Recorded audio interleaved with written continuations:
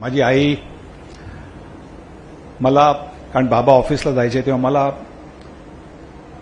मैदानावर सोडायची शाळेच्या मॅचच्या वेळेला, आणि मग ती कदाचित घरी जायची. कधी कधी समजा बॅटिंग असली तर झाडामागे लपून मॅच बघायची. आणि जसं तिने मला मैदानावर आणलं तसं तुम्हीच मुंबई क्रिकेट असोसिएशनने मैदानाबाहेर माझा हात पकडला. मला माझ्या मामांनी सांगितलं होतं, माधव मंत्रींनी, आणि ते पण आज असते तर आणखी आनंदाची गोष्ट झाली असती. त्यांनी मला शिकवलं होतं, शिस्त शिकवली होती त्यांनी. क्रिकेटमध्ये एक शिस्त लागते, ती मला क्रिकेट शिस्त शिकवली होती.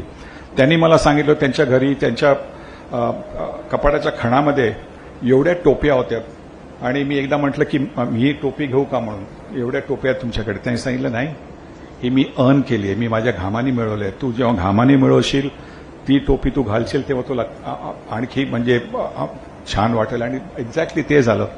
कारण मी वेस्ट इंडिजला गेलो होतो पहिल्या टूरला. आम्हाला सगळ्यांना एक टीम म्हणून आम्हाला सगळ्यांना एक ब्लेझर मिळायचा, स्वेटर मिळायचा, कॅप मिळायची.